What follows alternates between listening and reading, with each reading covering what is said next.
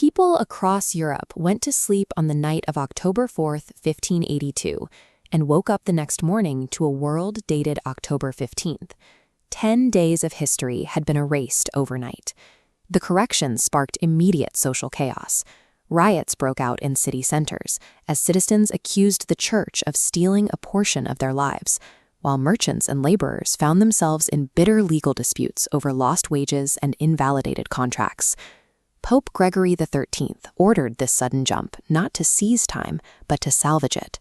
He was executing a high-stakes mathematical correction for a calendar system that was drifting away from the actual solar year. While modern society treats the date as a background convenience, prehistoric humans faced time as a ruthless, unpredictable force. Surviving meant learning to anticipate a threat you couldn't see. Predicting the seasons provided a critical defense against starvation, turning the measurement of time into a primary tool for survival.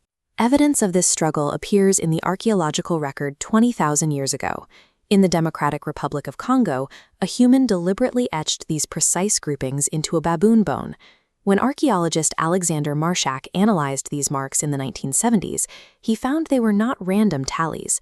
The etchings align with the 29.5-day cycle of the moon, forming a systematic 6-month lunar calendar. As agriculture took hold, timekeeping was built into the landscape.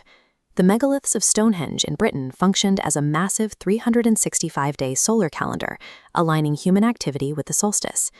However, these observations reveal a deep mathematical friction. 12 lunar cycles take roughly 354 days, while the sun completes its cycle in 365.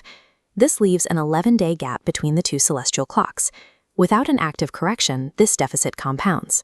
Within 15 years, a calendar following the moon would fall so far behind the sun that farmers would be prompted to plant summer crops in the middle of winter.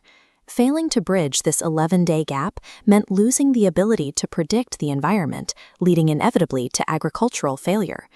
The Roman Republic weaponized the calendar, turning the measurement of time into a tool of political influence. High priests held the authority to extend or shorten the year at will. They used this power to keep political allies in office longer or to trigger early elections for their enemies. By 46 BC, this manipulation had corrupted the timeline so deeply that religious summer festivals were being celebrated in the spring. The state had effectively lost track of the seasons. To stabilize his empire, Julius Caesar and the astronomer Sagisenes instituted a drastic reset. They forced the Roman public through a 445-day year of confusion to realign the civil calendar with the solar position. They established the Julian calendar, but their calculations were off by 11 minutes and 4 seconds per year. This tiny discrepancy, baked into the foundation of the calendar, began a slow, invisible drift that would eventually misalign human history again. Centuries of this error forced the Gregorian correction of 1582. Because different nations adopted the update at different times, historical records fractured. Russia refused the change until 1918, which is why the October Revolution is recorded in November by the rest of the world. This approach attempted to command time through imperial decree, a method that ultimately proved too rigid to account for the actual motion of the planet. In ancient India around 1500 BC, the Vedanga Jyotisha proposed an adaptive mathematical solution. Astronomer Rishi Lagada's system remained in sync with the universe. Instead of fighting the 11-day gap, they added a precise 13th month every 32.2 months, automatically realigning lunar and solar years. This method allowed for constant synchronization by moving with the celestial cycles, rather than imposing a static grid. The system maintained perfect seasonal accuracy for thousands of years, without needing to delete a single day. Indian scholars applied this precision to the smallest possible scales, measuring time in units like truti, intervals that mirror the accuracy of the modern nanosecond. By the 13th century, this math was carved into stone at the Konark Sun Temple.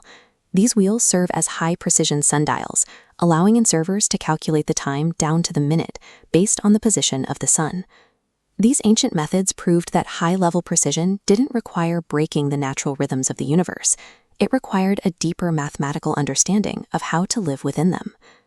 Today, global activity is synchronized by the Gregorian standard and enforced by atomic clocks that derive their precision from the consistent vibrations of atoms.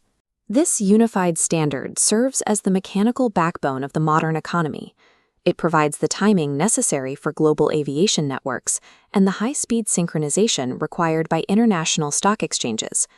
While this level of accuracy is efficient, it also detaches modern life from the physical experience of time. We follow the numbers on a screen rather than the rotation of the Earth. Because of this, billions of people navigate two different timelines simultaneously. They use the Gregorian calendar for professional life, but rely on ancient lunisolar systems to time weddings, religious festivals, and planting seasons. This history reveals that timekeeping is a shared human effort to decode the reality we live in, developed through millennia of trial, error, and meticulous observation. A modern watch represents the culmination of this effort. Every tick of its gears encodes thousands of years of human struggle to synchronize our lives with the infinite motion of the stars.